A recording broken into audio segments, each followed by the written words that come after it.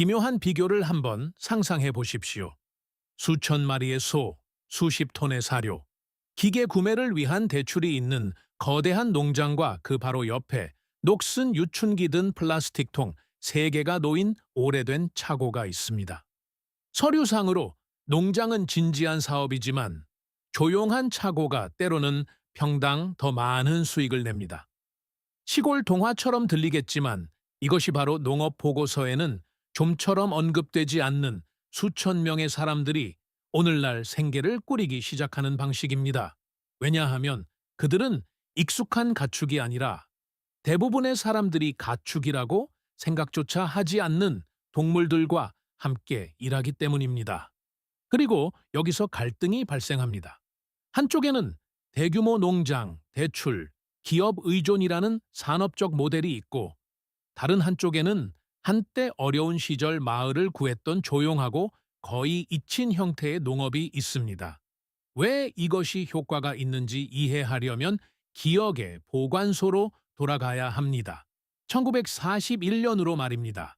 우크라이나 체르니히우 지역, 폴타바 지역, 전쟁입니다. 전선이 움직이고 곡식이 타들어갑니다. 하지만 마을에는 한 가지 단순한 시스템이 남아 있었습니다. 바로 공동 닭장입니다. 노인들은 여전히 공동 닭장이라는 용어를 기억합니다. 모든 가족이 닭 몇 마리를 가져왔습니다. 고수익 품종이 아니라 단순히 시골 점박이, 러시아 화이트, 폴타바 클레이라고 부르던 것들이었습니다. 산업용 하이브리드가 아닌 단순하고 강인한 새들이었죠. 그들은 으깬 곡물, 삶은 감자, 명아주, 주방 찌꺼기 등 구할 수 있는 것은 무엇이든 먹였습니다. 그리고 이 닭장들은 가게가 존재하지 않을 때 달걀을 제공했습니다. 20가구를 위한 닭장 하나가 일주일에 최대 400개의 달걀을 제공할 수 있었습니다. 당시 달걀은 단순한 음식이 아니라 생명의 농축액이었습니다. 달걀 하나에는 약 6개 완전 단백질과 9가지 필수 아미노산이 모두 들어 있습니다. 조직 수복을 위한 류신, 면역력을 위한 라이신, 간을 위한 메티오닌, 비타민 A, D, BKB, 그리고 뇌의 핵심 요소인 콜린까지 말입니다.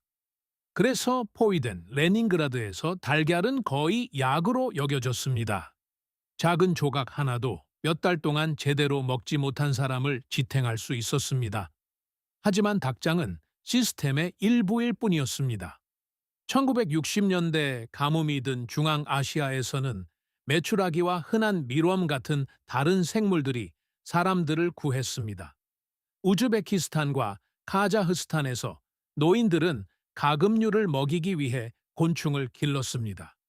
이상하게 들리겠지만 여기에는 철저한 생물학적 원리가 있습니다. 밀웜 유춘근 최대 50%의 단백질과 지방산, 미량 원소를 함유하고 있습니다. 이런 사료를 먹은 가금류는 달걀을 더 꾸준히 낳습니다. 이는 현대의 대체 단백질 스타트업이 등장하기 훨씬 전부터 알려진 사실이었습니다. 1970년대 벨라루스에서는 많은 마을의 거의 모든 마당에서 토끼를 길렀습니다. 그들은 가정용 고기 은행이라고 불렸습니다. 왜일까요? 암토끼 한 마리가 1년에 34띠 새끼를 낳을 수 있고 토끼 고기는 약 21%의 단백질을 함유하며 콜레스테롤이 거의 없기 때문입니다. 요양원에서도 권장될 정도였습니다. 경제 구조는 단순했습니다. 마당 하나, 케이지 몇 개, 사료, 풀, 건초, 채소, 찌꺼기. 분뇨도 거의 없고 냄새도 없었으며 그 결과는 지속적인 고기 공급원이었습니다. 여기서 불편한 질문이 생깁니다. 이 시스템이 그렇게 효과적이라면 왜 오늘날에는 거의 볼 수 없을까요? 왜 슈퍼마켓은 공장식 닭고기로 가득 차 있는데 이웃집 마당에서 온 메추라기 알은 없을까요?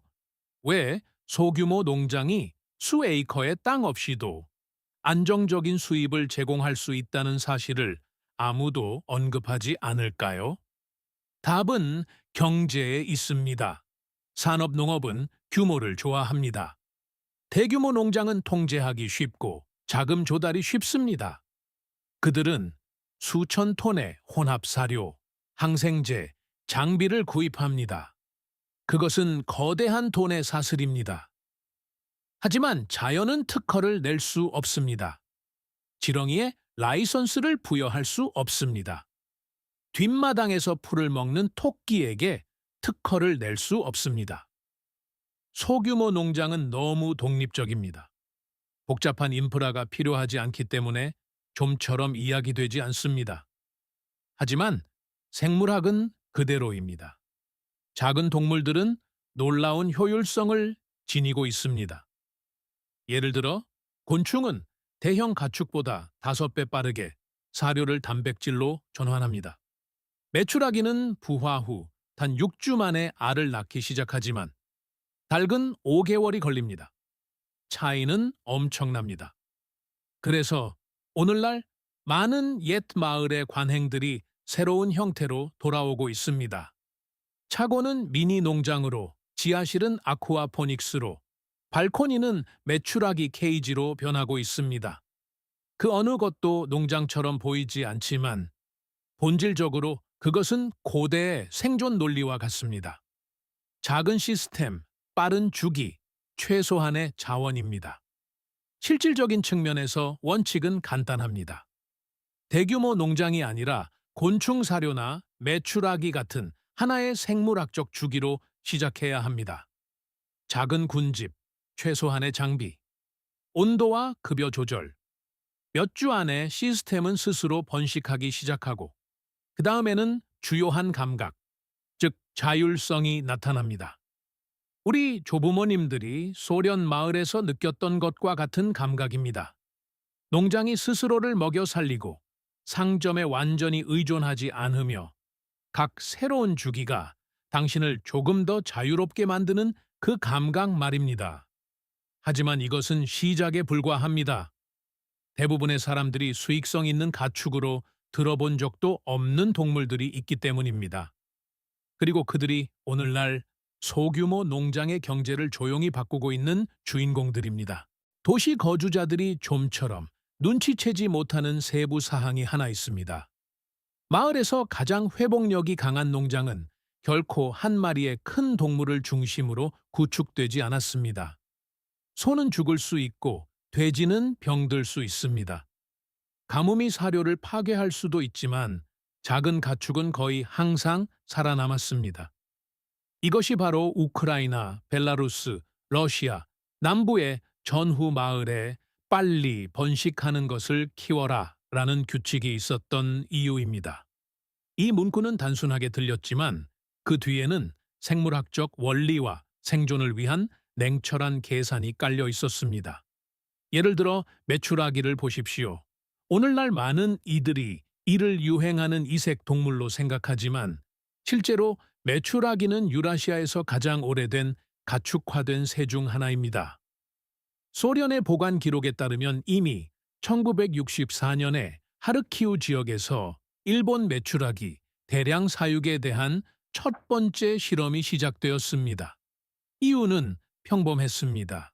메추라기는 믿을 수 없을 정도로 빨리 자랍니다. 부화에서 첫 알을 낳기까지 단 45일밖에 걸리지 않습니다. 비교를 위해 일반 닭은 약 150월, 샤벤케어 70일이 되어야 알을 낳기 시작합니다. 차이는 거의 4배에 달합니다. 이제 생화학을 살펴보겠습니다. 메추라기 알 하나는 무게가 약 12개 불과하지만 질량당 비타민 B1과 B2 함량은 달걀보다 거의 2배나 높습니다. 철분, 인, 아미노산 농도도 높습니다. 그래서 소련의 요양원에서는 수술 후 환자나 빈혈 환자에게 메추라기 알을 처방했습니다. 소화가 잘 되고 알레르기를 거의 일으키지 않으며 박테리아 성장을 억제하는 천연 효소인 리소자임을 함유하고 있습니다. 하지만 가장 흥미로운 부분은 경제성입니다. 메추라기는 하루에 대략 20에보 30개 사료를 먹습니다. 한 줌도 안 되는 혼합 사료입니다. 하지만 한 마리가 1년에 최대 208판 300개의 알을 낳을 수 있습니다. 초안 마리용 케이지를 상상해 보십시오. 1제곱미터도 안 되는 면적에서 1년에 약 6,1,000개의 알이 나옵니다. 이것이 바로 1990년대 경제 위기 동안 일부 마을에서 메추라기가 비밀 생존 도구가 된 이유입니다. 사람들은 시장에서 알을 팔았습니다. 작은 점박이 알은 특이해 보였습니다. 사람들은 그것을 별미로 샀습니다. 그리고 한 판 12개. 가격은 종종 달걀보다 3.4배 더 높았습니다. 하지만 메추라기는 하나의 예일 뿐입니다. 소련 생물학 교과서에서 토양 기술자라고 겸손하게 불렀던 생물들도 있습니다. 바로 지렁이. 정확히는 시골 사람들이 흔히 캘리포니아 지렁이라고 불렀던 붉은 지렁이입니다. 소련에서는 1980년대 후반에 농학자들이 유기 폐기물을 처리하기 위해 지렁이를 기르는 지렁이 양식 vermiculture을 연구하기 시작하면서 등장했습니다. 첫눈에 이것은 농장이라기보다 이상한 취미처럼 들립니다. 하지만 수치를 보십시오. 붉은 지렁이 1kg은 일주일에 최대 5kg의 유기 폐기물을 처리할 수 있습니다. 그 결과물은 지렁이 분변토 vermicompost, 즉 마을 용어로 지렁이 부엽토라고 불립니다. 이것은 가장 강력한 천연 비료 중 하나입니다.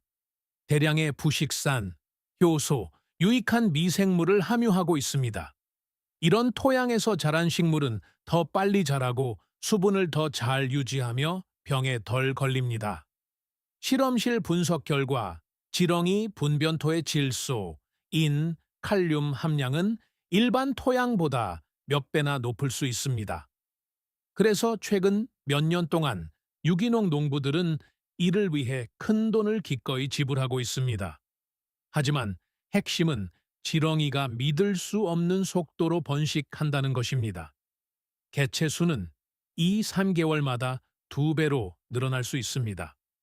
그것은 거의 생물학적 은행 예금과 같습니다. 이자 대신 귀중한 비료를 생산하는 살아있는 생명체를 얻는 것뿐입니다. 이제 스스로에게 물어보십시오. 왜 주요 농업 프로그램에서는 이런 것들이 거의 언급되지 않을까요? 답은 다시 오래된 경제 논리로 돌아갑니다. 산업농업은 화학 물질 위에 세워졌습니다. 화학 비료, 합성 성장 촉진제, 거대한 공장, 이것들은 수십억 달러짜리 사업입니다.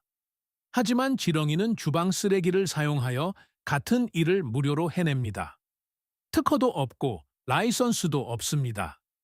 자연은 다시 한번 너무 효율적이고 너무 저렴하게 작동하기 때문에 사람들은 그것을 주목하지 않기로 선택합니다. 하지만 마을에서 이 논리는 결코 완전히 사라지지 않았습니다. 창고 뒤에 오래된 퇴비 더미를 기억해 보십시오. 감자 껍질, 집, 분뇨가 그곳에 던져졌습니다. 1년 후 당신은 어둡고 부드러운 흙을 얻었습니다. 노인들은 지렁이 한 마리가 트랙터보다 낫다고 말하곤 했습니다. 그리고 그들이 옳았습니다. 오늘날 이 지식은 새로운 형태로 돌아오고 있습니다. 플라스틱 컨테이너, 습도 조절, 분리된 토양층. 하지만 원리는 100년 전과 같습니다. 자연에게 먹이를 주면 자연이 당신을 위해 일하기 시작할 것입니다.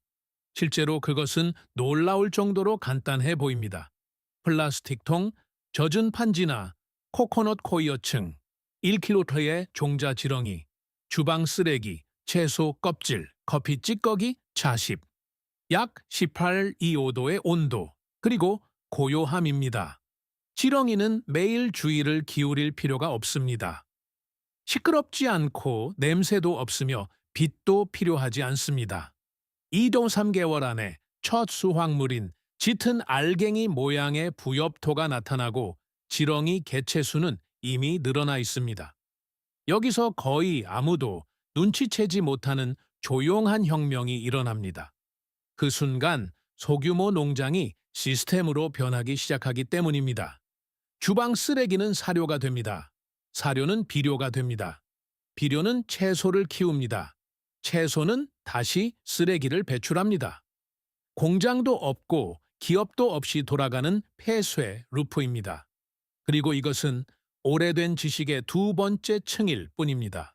왜냐하면 다음으로 우리는 공간, 폐기물, 인간 가정의 온기를 더욱 효율적으로 실제 수입원으로 바꾸는 생물들을 만나게 될 것이기 때문입니다. 많은 사람이 그들에 대해 처음 들었을 때 처음에는 비웃지만 수치를 계산하기 시작하면 웃음은 사라집니다. 이제 더 기묘한 장면을 상상해 보십시오. 농장도 창고도 아닙니다. 드니프로, 보로네시 또는 카라간다 근처 어딘가에 있는 전형적인 협동조합 차고입니다.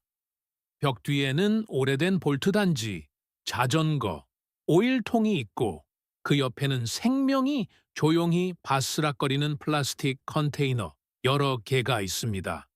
울음소리도 없고 분뇨 냄새도 없으며 그저 마른 잎사귀 같은 희미한 소리만 들립니다. 이것이 바로 밀웜입니다. 소련 시절 많은 낚시꾼이 시장에서 샀던 갈색 거저리의 유충입니다. 마을에서는 단순히 무치니크 무치닉라고 불렀습니다. 1970년대 소련의 낚시 잡지에는 최고의 미끼 지렁이는 단순한 밀가루 반죽 통에서 나온다고 자주 쓰여 있었습니다. 하지만 당시 그것을 본격적인 농업 동물로 생각한 사람은 거의 없었습니다. 그랬어야 했습니다. 밀웜의 생물학은 소규모 농장에 거의 완벽합니다. 생애 주기는 알, 유충, 번데기, 성충으로 간단합니다. 전체 주기는 약 25도 온도에서 약 10포인트 22주가 걸립니다. 유충은 바로 경제적 가치가 숨겨진 단계입니다. 건조 중량 기준으로 최대 55.55%의 단백질을 함유하고 있습니다. 이는 쇠고기보다 많은 양입니다. 또한 유춘캐는 필수 아미노산인 발린, 이소류신, 트러닌이 들어 있습니다. 가금류가 거의 완전히 흡수하는 지방산도 포함되어 있습니다. 따라서 닭을 키우는 마을에서는 밀웜을 사료 보충제로 특별히 기르기도 했습니다. 이런 단백질을 섭취한 닭은 알을 더 꾸준히 낳고 겨울에 더 빨리 회복합니다. 1980년대 카자흐스탄과 러시아 남부 지역에서 농학자들은 가금류 식단에 곤충을 추가하는 실험을 시작했습니다. 결과는 단순하고 설득력이 있었습니다. 새들은 더 빨리 살이 쪘고 곡물 소비는 줄어들었습니다. 하지만 대형 사료 공장이 등장하면서 작은 생물학적 해결책들은 표준화하여 기차로 팔 수 없다는 이유로 다시 그림자 속으로 물러났습니다. 하지만 이제 상황이 바뀌고 있습니다. 이유는 간단합니다. 곤충은 대형 동물보다 훨씬 더 효율적으로 사료를 단백질로 전환합니다.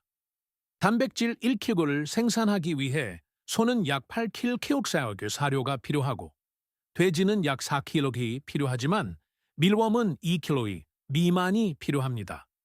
생물학은 미니 공장처럼 작동합니다. 유충은 밀기울, 오트밀, 채소 껍질을 먹습니다. 온도는 인간 가정의 평범한 온기이며 물은 당근이나 감자 조각에서 얻습니다. 복잡한 시스템이 필요 없습니다. 여기서 흥미로운 경제성이 나타납니다. 약 0.5제곱미터 면적의 플라스틱 컨테이너 하나에서 몇 주마다 수 킬로그램의 유충을 얻을 수 있습니다. 그것들은 낚시꾼, 파충류 주인, 가금류 농가, 심지어 일부 관상어 양식장에서 구입합니다. 하지만 그것은 이야기의 절반에 불과합니다. 밀웜에게는 좀처럼 이야기되지 않는 또 다른 부산물이 있기 때문입니다.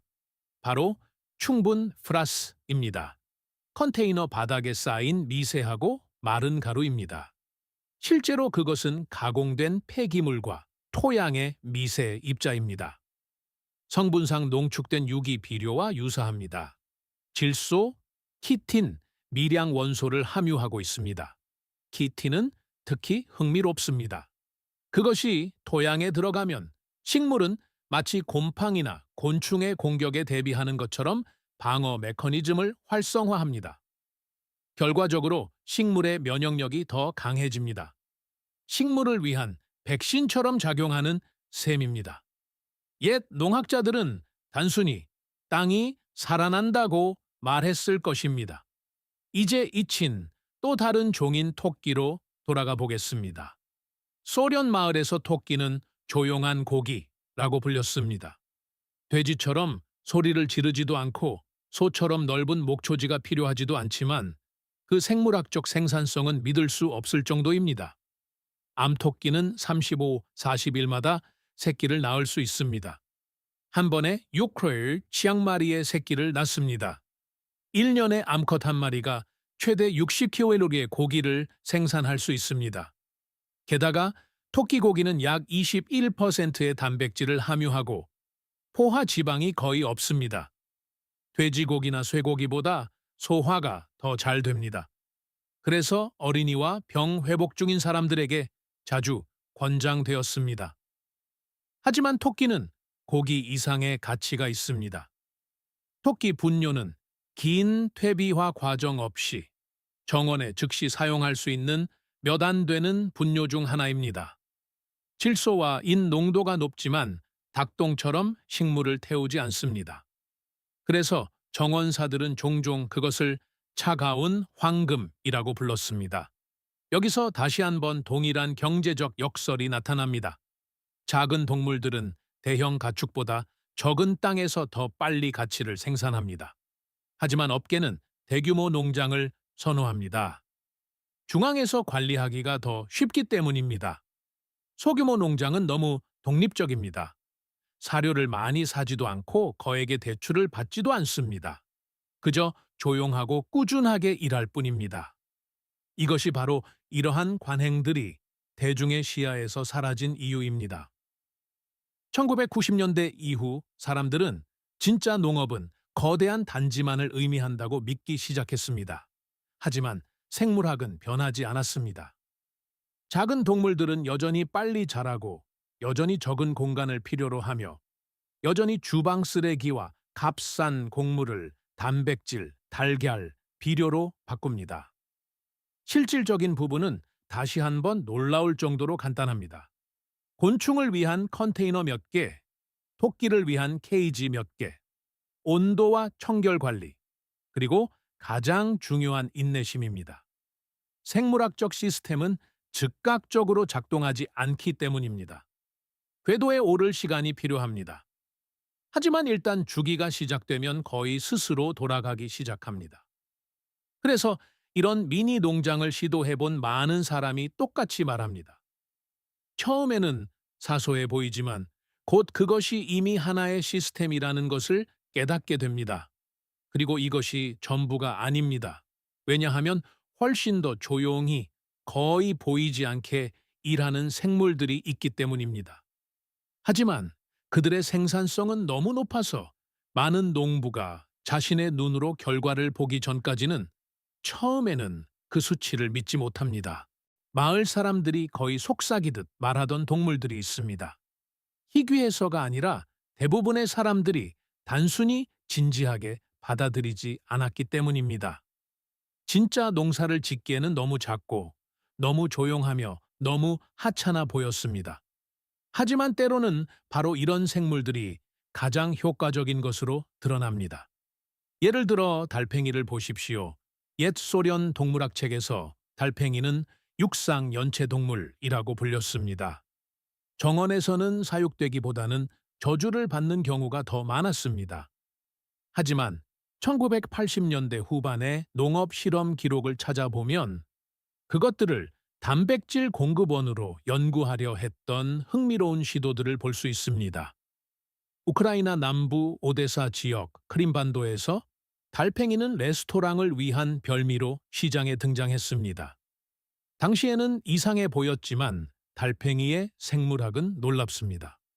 그들의 고기는 약 10미빅 18%의 소화하기 쉬운 단백질을 함유하고 지방은 거의 없으며 마그네슘, 철분, 비타민 B 함량이 높습니다. 하지만 가장 중요한 것은 단순한 식물 사료로 자라는 놀라운 능력입니다. 양배추 잎이, 당근 윗부분, 잡초 등 정원에서 종종 폐기물로 여겨지는 모든 것이 사료가 됩니다. 달팽이는 소음도, 냄새도, 대량의 물 소비도 없이 녹색 덩어리를 단백질로 전환합니다. 게다가 달팽이에게는 오늘날 화장품 학자들의 진정한 관심을 끄는 비밀이 있습니다. 그들의 점액, 즉 뮤신에는 조직 수복을 가속화하는 당단백질, 히알루론산, 효소가 들어 있습니다. 과학자들은 오래전부터 주목해 왔습니다. 달팽이는 껍질이 손상되면 자신의 분비물로 말 그대로 치유할 수 있다는 사실을 말입니다. 이것은 생물학적 재생 매너니즘입니다. 그래서 오늘날 달팽이 뮤신은 화장품의 고가 원료가 되었습니다.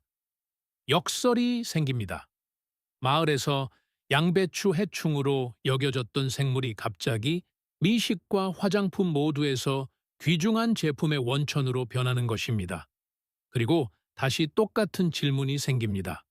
왜 평범한 농업 프로그램에서는 이런 것들이 거의 언급되지 않을까요? 답은 이미 익숙합니다. 소규모 농장은 거대한 산업 생산 사슬에 통합하기 어렵습니다. 막대한 비용 없이는 거대 공장에서 달팽이를 수백만 톤씩 키울 수 없습니다. 하지만 소규모 농장에게 그것은 거의 이상적인 생물학적 시스템입니다.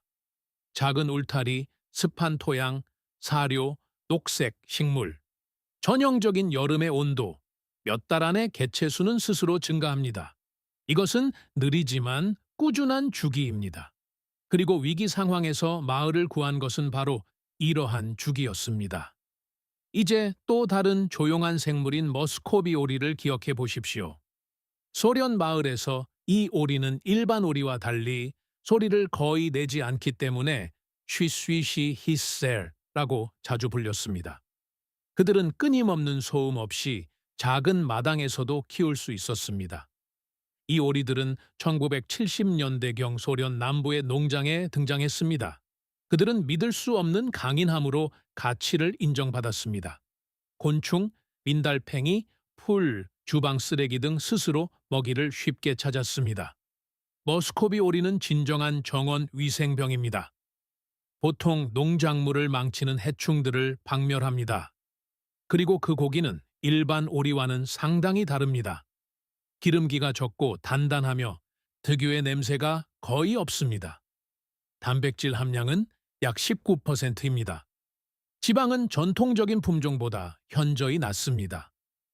따라서 레스토랑과 더 깨끗한 고기를 찾는 사람들이 자주 구매합니다. 하지만 쉬쉬시들의 가장 큰 특징은 독립성입니다. 그들은 스스로 알을 품고 새끼를 키울 수 있습니다. 소규모 농장에게 이것은 한 가지 중요한 의미를 갖습니다. 시스템이 지속적인 비용 없이 스스로 번식하기 시작한다는 것입니다. 오리 몇 마리가 무리가 됩니다. 무리는 고기, 알, 심지어 판매용 생가금류까지 제공하기 시작합니다. 생물학이 인간을 위해 일의 절반을 해주는 셈입니다. 그리고 이것을 더 넓게 보면 달팽이, 오리, 곤충, 지렁이와 같은 이 모든 작은 동물들이 동일한 원리로 작동한다는 것이 분명해집니다. 그들은 인간이 보통 내버리는 것들을 사용합니다. 주방 쓰레기, 잡초, 남은 곡물 말입니다. 그들은 이것을 단백질, 비료 또는 판매 가능한 제품으로 전환합니다. 그것은 거의 농업의 연금술과 같습니다. 쓰레기를 가치로 바꾸는 것이죠. 하지만 산업 시스템은 이러한 과정을 좋아하지 않습니다. 대형 공급업체에 대한 사람들의 의존도를 낮추기 때문입니다. 농부가 사료, 약품, 비료를 사면 돈은 사슬 위로 흘러갑니다. 농부가 자연의 주기와 함께 일하면 돈은 농장에 머뭅니다. 이것이 바로 많은 옛 마을의 지혜가 공식 교과서에서 점차 사라진 이유이지만 사람들의 기억 속에서는 사라지지 않았습니다. 모든 마을에서 스스로를 먹여 살리는 가축을 키워라 라는 단순한 문장을 말하는 노인을 만날 수 있습니다. 이것이 지속 가능한 농장의 주요 원칙입니다. 그리고 오늘날 그것은 다시 한번 새로운 형태로 돌아오고 있습니다. 나무 상자 대신 플라스틱 컨테이너, 오래된 창고, 대신 작은 온실. 하지만 논리는 그대로입니다.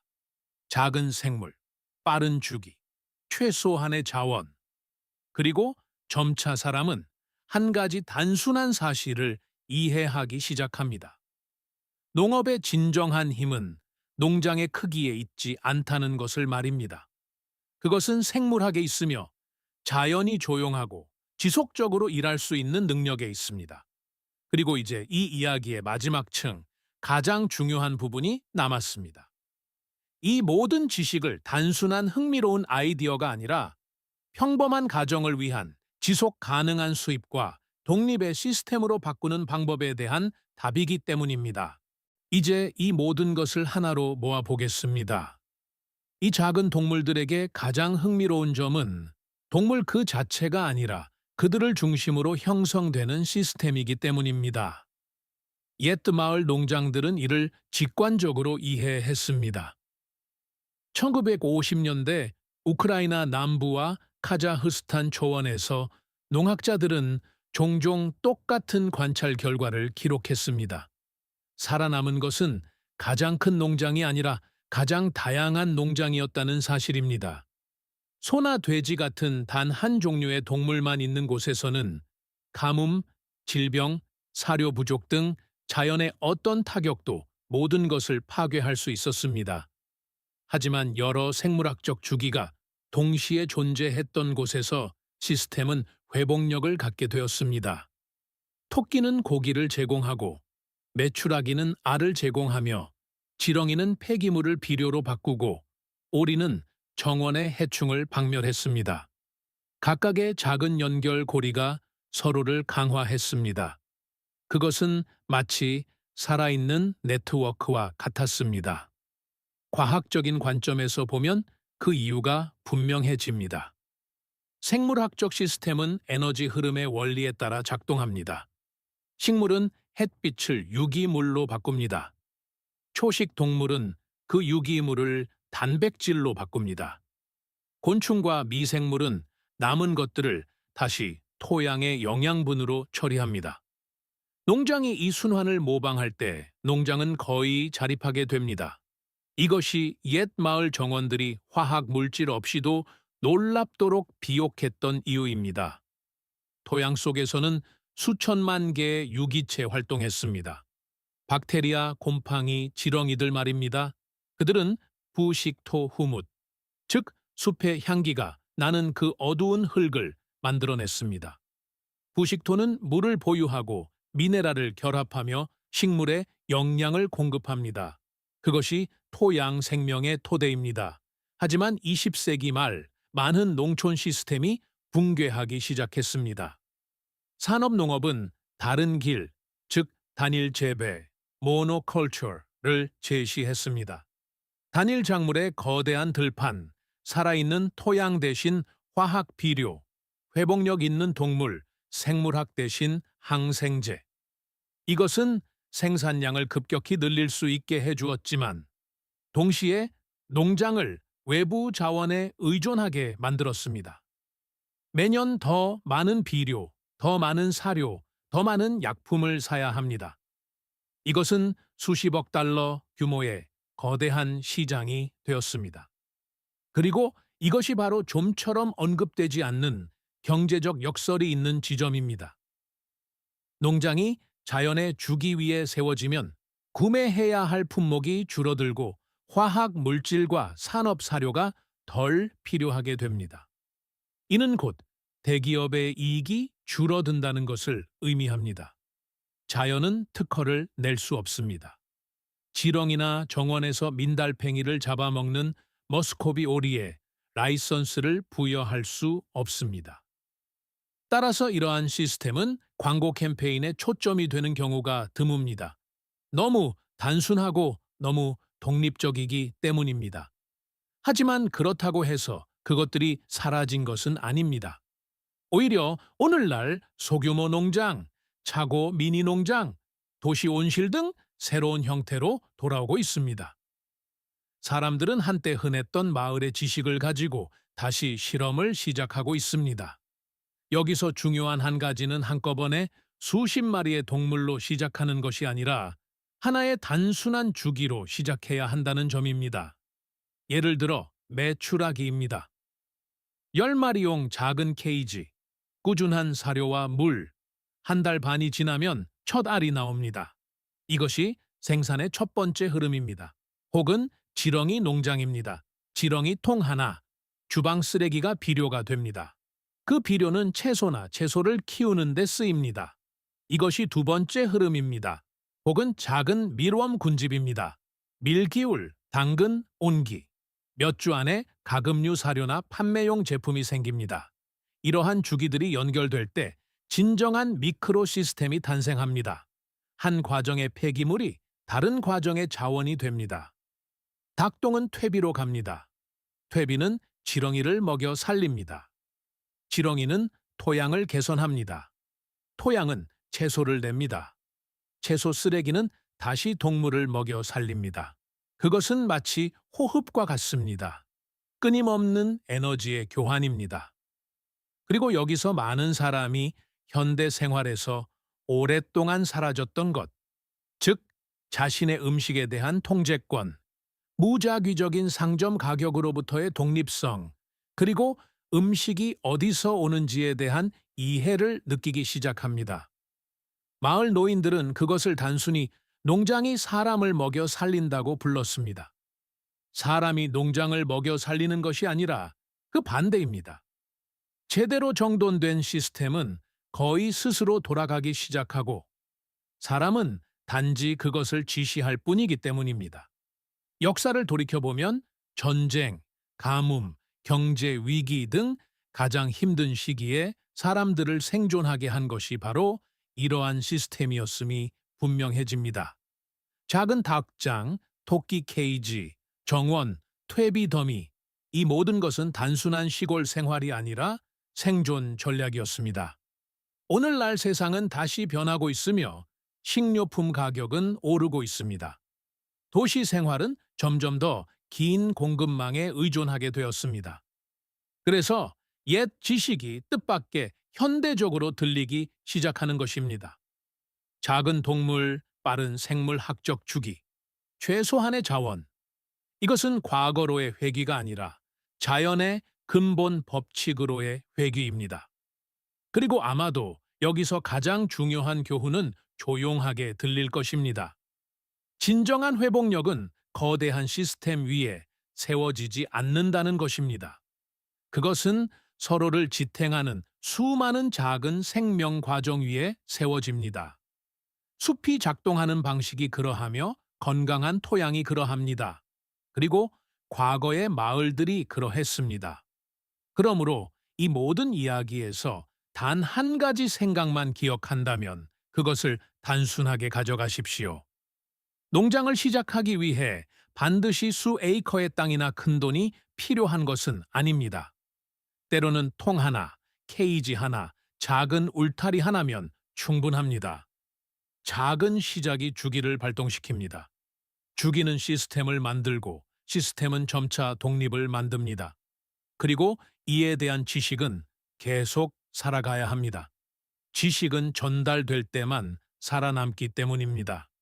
이 이야기가 일반적인 농업 관행과 생물학적 주기에 대한 당신의 관점을 바꾸었다면 저희 채널을 구독하고 좋아요를 눌러주세요. 저희는 독립과 회복력을 얻는 데 도움이 되는 역사와 방법들을 계속 연구하고 있습니다. 저희와 함께 미래를 만들어 가십시오. 다음 중요한 장이 곧 열립니다.